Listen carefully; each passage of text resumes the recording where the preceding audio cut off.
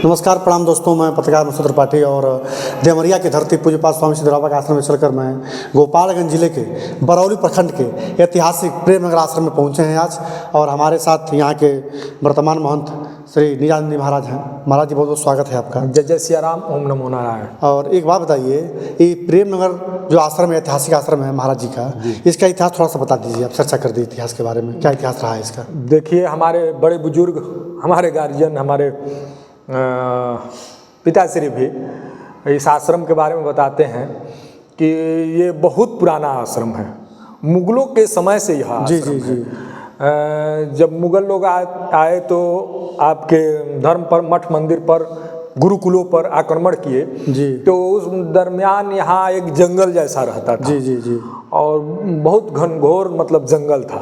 तो इसमें साधु संत मतलब एक गुरुकुल टाइप का रहा करते थे और लोगों को धर्म की शिक्षा, अध्यात्म शिक्षा दिया करते थे।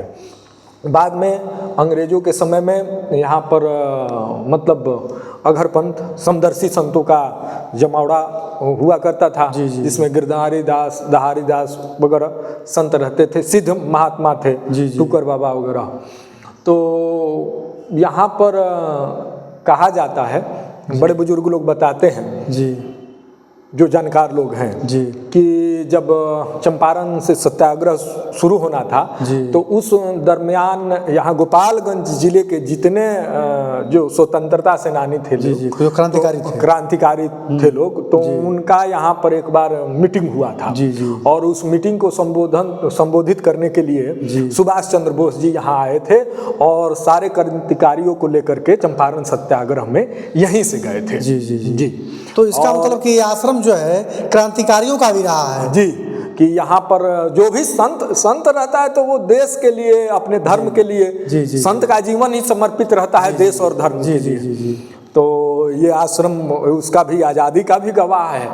और बाद में यहाँ पर जो थे लास्ट में गिरनारी दहाड़ी दास जी महाराज, तो ये स्थान छोड़ करके गए और कहे कि यहाँ पर बहुत महापुरुष यहाँ आने वाले हैं बरौली में।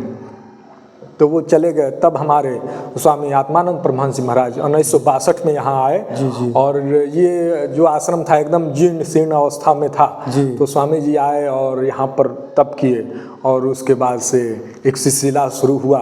प्रेमनगर आश्रम का नामकरण किए, प्रेमनगर सरोवर रखे। कुआं यहाँ बहुत पुराना है, मुगलों के मतलब समय से आश्रम का। तो ये मतलब स्वामी जी इसको बरकरार रखे, इस सिलसिला को। और स्वामी जी का बहुत सारा सपना था कि यहाँ धाम बनाएंगे, इसको प्रयागराज कहते थे कि इसको प्रयागराज बनाएंगे। महादेव का मंदिर सरकार अपने हाथों से उन्होंने स्थापित किया। और उसके बाद अब संतों का लीला होता है, अपना शरीर पूरा करके चले गए। लेकिन उनका सपना था कि दुर्गा जी का भी मंदिर बनाएंगे, विष्णु मंदिर भी बनाएंगे, और बहुत सारा उनका सोच था। तो अब हम लोग का भी यही विचार है कि एक बार लगा जाए और स्वामी जी के पद चिन्हों पर चलते हुए और इसको प्रेमनगर धाम को प्रेमनगर धाम बना दिया जाए। प्रेमनगर धाम को प्रेमनगर धाम आप बनाएंगे तो जितने दर्शक लोग देख रहे हैं उनको मैंने उत्सुकता होगी कि स्वामी जी का थोड़ा सा एक उनके बारे में थोड़ा सा बात बता दीजिए, उनके चमत्कार के बारे में। कि महाराज जी, हमें तो लगता है कि स्वामी जी का जो स्वरूप है वो हमको लगता है आप द्वितीय विवेकानंद स्वामी जी थे। क्या ऐसा कुछ था क्या? जी बिल्कुल। स्वामी जी सरकार खुद एक शिष्य सेवा कर रहे थे उनका, तो शिष्य सेवा कर रहे थे। कई ऐसा आप इनके चरितामृत को पढ़ेंगे तो उसमें मिलेगा कि आप सोच रहे हैं जो बात वो बोल देते थे। मतलब आपके मन में जो सोच है वो बोल देते थे कि आप ये सोच रहे हैं। तो कोई व्यक्ति पांव दाब रहा था, वो कहा कि स्वामी जी सरकार का तो चेहरा विवेकानंद से मिल रहा है। तो कहे कि हम ही नु हई, का सोचले बड़ा, हम ही हैं विवेकानंद स्वामी। तो ऐसे हमारे स्वामी जी सरकार थे, मतलब इनके पास रिद्धि सिद्धि सब कुछ था।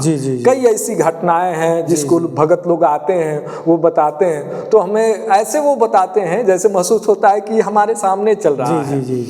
तो ऐसे दिव्य थे, महापुरुषावतार थे। हमारे खुद पिताजी कहते थे कि स्वामी आत्मानंद परमहंस जी महाराज महापुरुषावतार थे। हाँ। तो सबसे बड़ा सौभाग्य रहा कि हमारा कि हम जो है आपके स्वामी जी का दर्शन किए और आपके आश्रम में आए। और हम सभी का सौभाग्य है कि स्वामी जी से हम लोग जुड़े, स्वामी जी के प्रति स्वामी जी का सेवा कर रहे हैं, ये सौभाग्य है। और आपने बहुत बेशकीमती समय दिया हमारे लिए, तो इसके लिए आपको बहुत धन्यवाद। नमो नारायण। आपको जय जय श्री राम। नमो नारायण।